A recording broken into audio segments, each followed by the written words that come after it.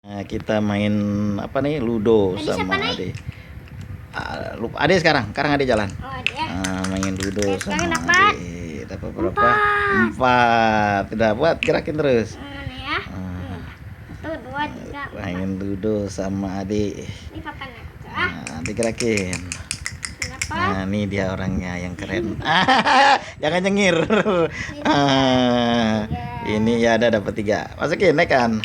Hadis. Nih main ludo sama Ade sambil membaca sholawat. Nggak putus-putus password digitalnya. Ya udah 2 naikin. Allahumma sholli wa sallim ala sayyidina Muhammadin karimi abai wa ummaha. Tuh baru dapat berapa ini? Nih tuh baru dapat 600. Biasanya gini hari udah selesai nih. Ini belum selesai. Ini namanya apa kok? 4. Ya, Allahumma sholli wa sallim ala sayyidina Muhammadin karimi abai wa ummahat. Allahumma sholli wa sallim ala sayyidina Muhammadin karimi abai wa ummahat. 1. Allahumma sholli wa sallim ala sayyidina Muhammadin karimi abai wa ummahat. Berarti yang Nah, ini deh yang jauh nih. Itu siapa jalan? Ini. Ya udah. Gerakin terus. Satu. Ini iya. 1. Nih sekali-sekali aja nih, jangan sampai si Ade ngambek main ludo. Kalau enggak ngambek, nggak ada yang ngajak main ludo ini. Dapat Wow, 6. Masukkan terus. Sekali lagi. Waktu main catur itu kan ada itu Sayyidina Ali berkata, wahai kalian semua, ini kalian pada ngapain itikop di depan berhala-berhala itu. Ali bilang kan, kalau kita main catur kita itikop di depan berhala-berhala itu. Dia bilang, Allahumma sholli wa sallim wa barik ala sayyidina Muhammad wa ala ali sayyidina Muhammadin karimi abai wa ummahat. Ya, Ini ngajak main Ade aja ini. Ini di sini. Dari tadi ngajakin main ludo agak sempet karena lagi belajar, lagi ngaji. Ini wah mundur 1 ya. Kena. Karena 6. apa namanya? Karena jangan Empat. sampai Ade nangis kagak ada yang ngajakin main ludo. Dah saya sambil nunggu waktu maghrib ini mau pergi tahlilan ke musola. Ya jatuh dah tuh. Ade ambil dulu. Tapi tadi dapat 5. Dapat 5 ya udah. 2. Turunnya hati-hati jangan sampai jatuh. Ini anak terakhir ini. Ade Ahmad Fatil Mutarom. Ranking ke berapa, Dek? 1. Ranking ke 1 2 kali. 2 2 kali. 5 1 kali. Ranking ke-5. Waduh. Apa bisa ranking ke-5? Ranking ke 1 2 kali. Anginnya gimana enggak tuh? Enggak apa-apa angin tuh. Kakak ranking ke 1 dia. Jadi tadi siapa naik? Oh iya. Kalau kakak kan sekolah, kata kakak kan, Pak, kalau kakak dapat nilai 90, kakak ditendang dari kelas kakak. Jadi mau berapa kak nilainya?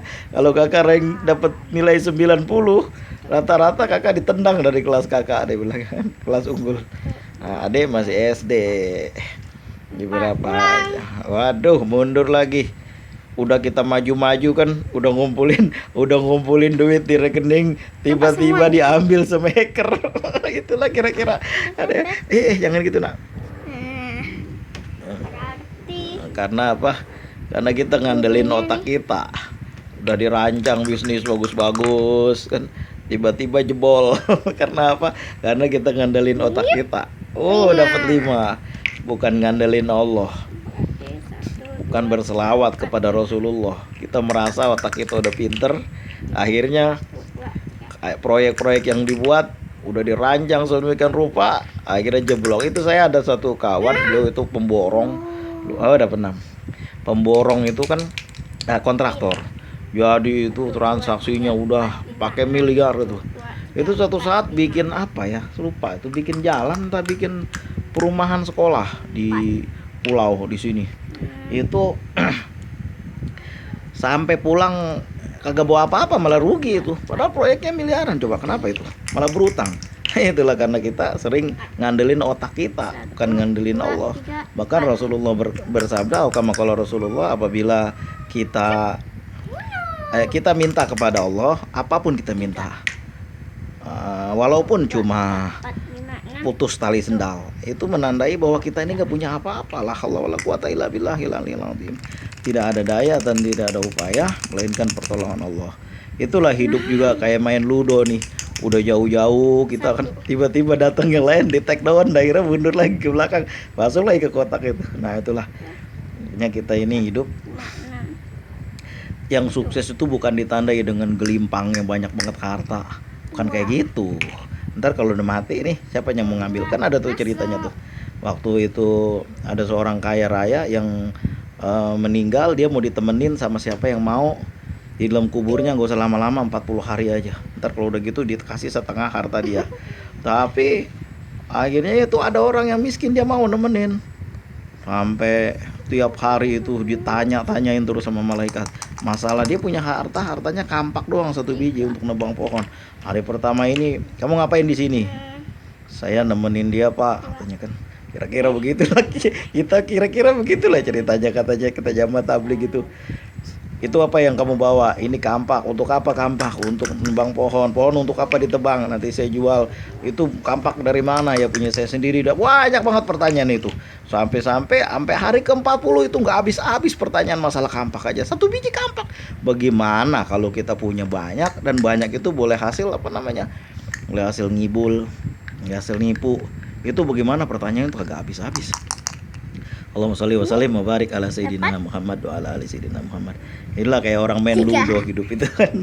Udah jauh jatuh lagi ke bawah. Makanya kan Rasulullah bersabda, sa'adatun min khamsatun min sa'adatil mar'i, atau kama qala Rasulullah. 5 tanda-tanda orang bahagia.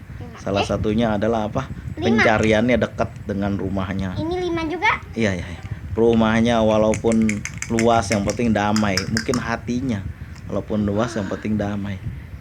Kawan-kawannya juga. Nah itulah orang-orang yang berbahagia itu adalah mereka-mereka yang selalu ingat kepada Allah. Ala bizikrillahi tatmainnul qulub.